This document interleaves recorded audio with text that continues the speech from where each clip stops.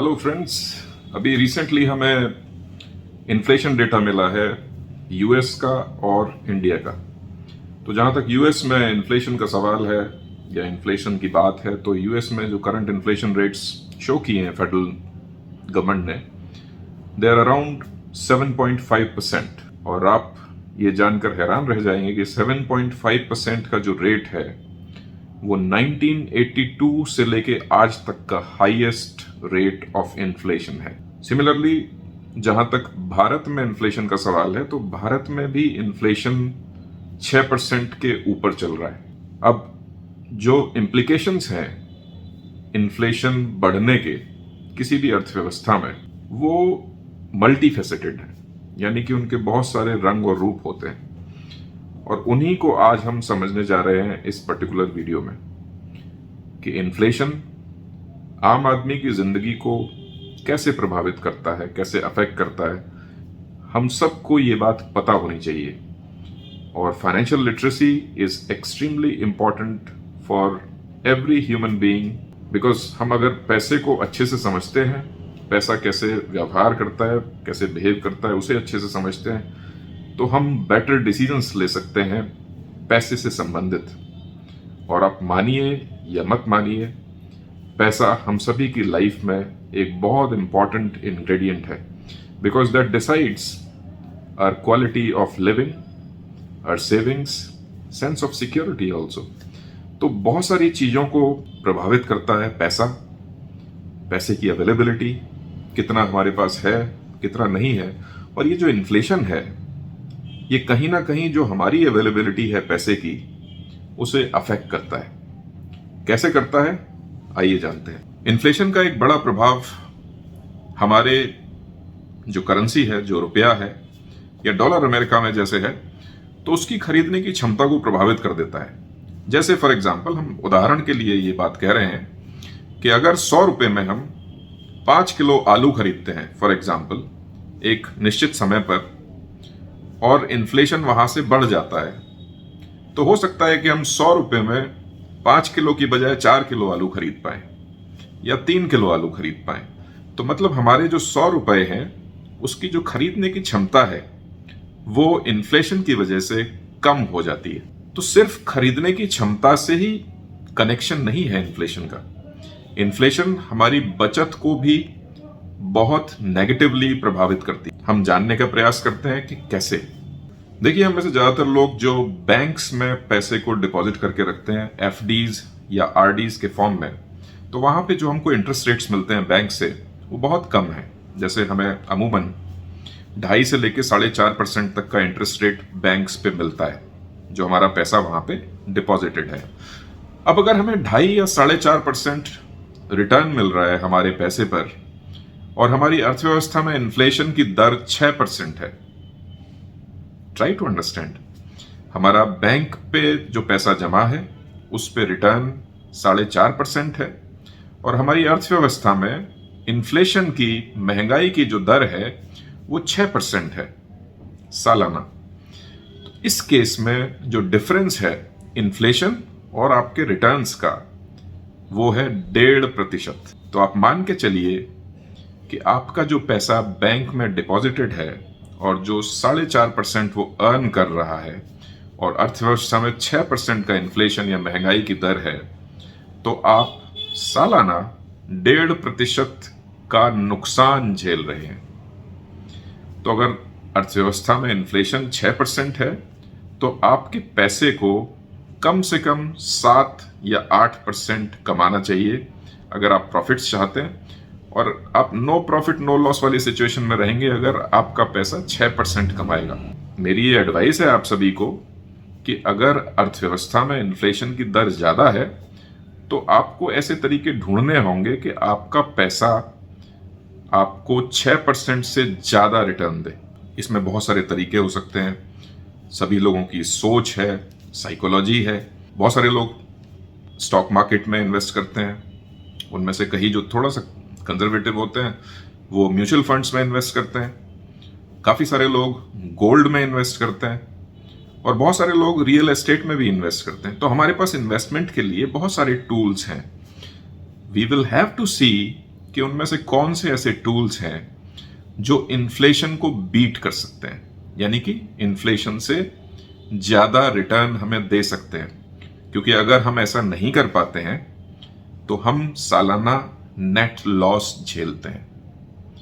तो अगर आप एक इन्वेस्टर हैं, और जैसा कि मैं जानता हूं कि आप जरूर एक इन्वेस्टर होंगे क्योंकि हर व्यक्ति इन्वेस्ट करता है, हम अपनी जो तनख्वाह हमें मिलती है या व्यापार से जो अर्निंग होती है उसका एक सर्टेन अमाउंट हम बचत में डालते हैं। लेकिन वो बचत में हम पैसा कहाँ डाल रहे हैं, इस बात पे बहुत गौर करने की ज़रूरत है। और जब भी आप कभी अपने इन्वेस्टमेंट्स करें तो इन्फ्लेशन को जरूर काउंट कर लीजिए, क्योंकि if your returns can not beat inflation you will lose money. तो ये एक इम्पॉर्टेंट बात है। अब एक सवाल हमारे मन में ये आता है कि इन्फ्लेशन को कैलकुलेट कैसे किया जाता है। तो इन्फ्लेशन को जब हम कैलकुलेट करते हैं तो दो मेन इंडेक्स को हम इस्तेमाल करते हैं उसको कैलकुलेशन करने में। उसकी पहला तो है हमारा होलसेल प्राइस इंडेक्स, और होलसेल प्राइस इंडेक्स 1942 से भारत में चलन में है। 1942 में पहली बार होलसेल प्राइस इंडेक्स डिसाइड किया गया था, और तब से लेकर 2011 तक जो होलसेल प्राइस इंडेक्स था वो ही हमारा मेन इंडेक्स था जो ये डिसाइड करता था कि अर्थव्यवस्था में इन्फ्लेशन है या नहीं है। 2011 में एक अमेंडमेंट किया गया और ये बात की गई कि भाई हम होलसेल प्राइस इंडेक्स पर सारी वैल्यू ना डालें, हम कंज्यूमर प्राइस इंडेक्स को भी शामिल करें और एक कंबाइंड इंडेक्स बनाएं जिसमें होलसेल प्राइस इंडेक्स और कंज्यूमर प्राइस इंडेक्स दोनों शामिल हों। तब हम ये तय करें कि हमारी जो इन्फ्लेशन है या महंगाई की दर है क्या है। तो 2011 के बाद से ये व्यवस्था भारत में लागू है कि जब हम इन्फ्लेशन की कैलकुलेशन करते हैं तो हम होलसेल प्राइस इंडेक्स और कंज्यूमर प्राइस इंडेक्स दोनों को अकाउंट फॉर करते हैं इन्फ्लेशन की दर तय करने में। अब हमारे मन में एक सवाल ये आ सकता है कि भाई होलसेल प्राइस इंडेक्स में कौन सी ऐसी चीजें हैं जिनकी दर हम डिसाइड करते हैं, साथ ही कंज्यूमर प्राइस इंडेक्स में कौन सी ऐसी चीजें हैं जिनकी दर हम डिसाइड करते हैं, जिसके आधार पे हमारी अर्थव्यवस्था में कितना इन्फ्लेशन है ये निर्णय लिया जाता है। जहां तक WPI में शामिल होने वाले आइटम्स का सवाल है तो इसमें मुख्य रूप से फ्यूल एंड पावर, जिसको लगभग 13.2% की वैल्यू दी जाती है। इसके बाद प्राइमरी आर्टिकल्स जो लगभग 22.6% की वैल्यू रखते हैं, और सबसे आखिर में और सबसे महत्वपूर्ण जो है दैट इज मैन्युफैक्चर्ड प्रोडक्ट्स जो तकरीबन 64.2% की वैल्यू रखते हैं। तो WPI में ये तीन मुख्य आइटम्स हैं, जो तीन मेन इंडेक्स हम जिन्हें कह सकते हैं, जिनके आधार पे होलसेल प्राइस इंडेक्स तैयार किया जाता है। और हमें ये पता चलता है कि भाई अगर फ्यूल एंड पावर की कॉस्ट बढ़ गई है तो WPI ऊपर जाएगा, प्राइमरी आर्टिकल्स की कॉस्ट बढ़ गई है तो WPI ऊपर जाएगा, या मैन्युफैक्चर्ड प्रोडक्ट्स की कॉस्ट बढ़ गई है तो WPI ऊपर जाएगा।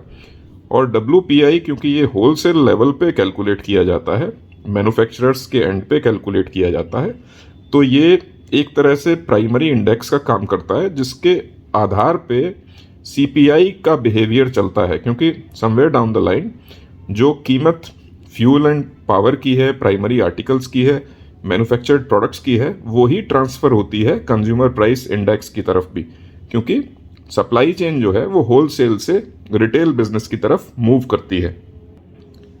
जहाँ तक CPI यानी कि कंज्यूमर प्राइस इंडेक्स का सवाल है तो उसमें सबसे बड़ा जो आइटम है that is food and beverages, क्योंकि रिटेल लेवल पे फूड एंड बेवरेजेस डिसाइड करते हैं मोटे तौर पे कि भाई महंगाई किस लेवल पे है। क्योंकि अगर डिमांड कहीं बढ़ती है फूड एंड बेवरेजेस की तो शॉर्ट सप्लाई हो सकती है और उसकी वजह से महंगाई बढ़ सकती है। तो फूड एंड बेवरेजेस को 35.86% की टोटल वैल्यू दी जाती है। इसके बाद फ्यूल एंड लाइट को 8.4%, हाउसिंग को 22.5%, ये भी एक बड़ा वेरिएबल है हाउसिंग, यानी कि घर, ज़मीन और इससे रिलेटेड चीज़ें। इसके बाद क्लोथिंग, बेडिंग और फुटवेयर को 3.9% की वैल्यू दी जाती है।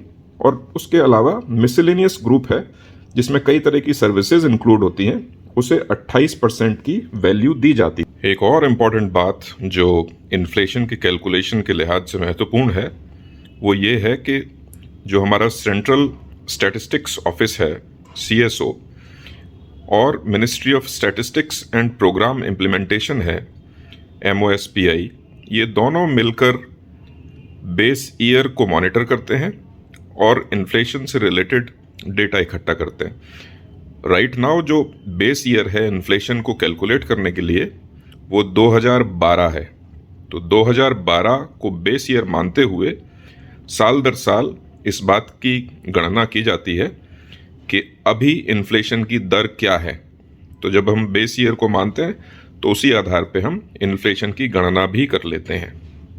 तो मोटे तौर पे जहाँ तक इन्फ्लेशन का सवाल है, ये मुख्य बिंदु थे, मेजर पॉइंट्स थे जो हमें समझना जरूरी है।